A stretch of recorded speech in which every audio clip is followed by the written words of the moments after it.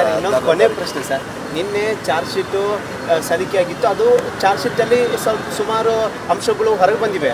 ಅದ್ರ ಬಗ್ಗೆ ಏನು ಹೇಳ್ತೀರಿ ಸರ್? ನಾವೆಲ್ಲ ಸಂವಿಧಾನವನ್ನು ನೋಡಿ ಬದುಕ್ತಾ ಇರೋದು. ಆ ಸಂವಿಧಾನಕ್ಕೆ ಗೌರವ ಕೊಡಬೇಕಾಗಿರೋದು ನಮ್ಮ ಕರ್ತವ್ಯ.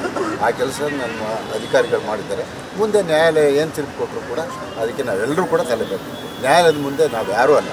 ಹಾಗಾಗಿ ಅದು ಆ ತೀರ್ಪು ಮತ್ತು ಅದು ಇದು ಎಲ್ಲವೂ ಸೇರಿ. ಬಟ್ ಅದರಲ್ಲಿ ಉಲ್ಲೇಖವಾದ ಅಂಶಗಳು ಮತ್ತು ಸ್ವ ಇಚ್ಛಾ ಹೇಳಿಕೆಯಲ್ಲಿ ಅವರು ತಪ್ಪು ಒಪ್ಕೊಂಡಿದ್ದಾರೆ. ಈಗ ಅದನ್ನು ಪರಾಮರ್ಶಿಸಲು ನಾನಲ್ಲ, ನ್ಯಾಯಮೂರ್ತಿ ಅವ್ರು ಮಾಡ್ತಾರೆ. Thank you sir. ಇನ್ನೊಂದು ಕೊನೆ ಪ್ರಶ್ನೆ ಸರ್, ನಿನ್ನೆ ಚಾರ್ಜ್ ಶೀಟು ಸಲ್ಲಿಕೆಯಾಗಿತ್ತು. ಅದು ಚಾರ್ಜ್ ಶೀಟಲ್ಲಿ ಸ್ವಲ್ಪ ಸುಮಾರು ಅಂಶಗಳು ಹೊರಗೆ ಬಂದಿವೆ. ಅದ್ರ ಬಗ್ಗೆ ಏನು ಹೇಳ್ತೀರಿ ಸರ್? ನಾವೆಲ್ಲ ಸಂವಿಧಾನವನ್ನು ನೋಡಿ ಬದುಕ್ತಾ ಇರೋದು. ಆ ಸಂವಿಧಾನಕ್ಕೆ ಗೌರವ ಕೊಡಬೇಕಾಗಿರೋದು ನಮ್ಮ ಕರ್ತವ್ಯ. ಆ ಕೆಲಸ ನಮ್ಮ ಅಧಿಕಾರಿಗಳು ಮಾಡಿದ್ದಾರೆ. ಮುಂದೆ ನ್ಯಾಯಾಲಯ ಏನು ತೀರ್ಪು ಕೊಟ್ಟರು ಕೂಡ ಅದಕ್ಕೆ ನಾವೆಲ್ಲರೂ ಕೂಡ ತಲೆಬೇಕು. ನ್ಯಾಯಾಲಯದ ಮುಂದೆ ನಾವು ಯಾರೂ ಅಲ್ಲ. ಹಾಗಾಗಿ ಅದು ಆ ತೀರ್ಪು ಮತ್ತು ಅದು ಇದು ಎಲ್ಲವೂ ಸೇರಿ. ಬಟ್ ಅದರಲ್ಲಿ ಉಲ್ಲೇಖವಾದ ಅಂಶಗಳು ಮತ್ತು ಸ್ವ ಇಚ್ಛಾ ಹೇಳಿಕೆಯಲ್ಲಿ ಅವರು ತಪ್ಪು ಒಪ್ಕೊಂಡಿದ್ದಾರೆ. ಈಗ ಅದನ್ನು ಪರಾಮರ್ಶಿಸಲು ನಾನಲ್ಲ, ನ್ಯಾಯಮೂರ್ತಿ ಅವ್ರು ಮಾಡ್ತಾರೆ. Thank you.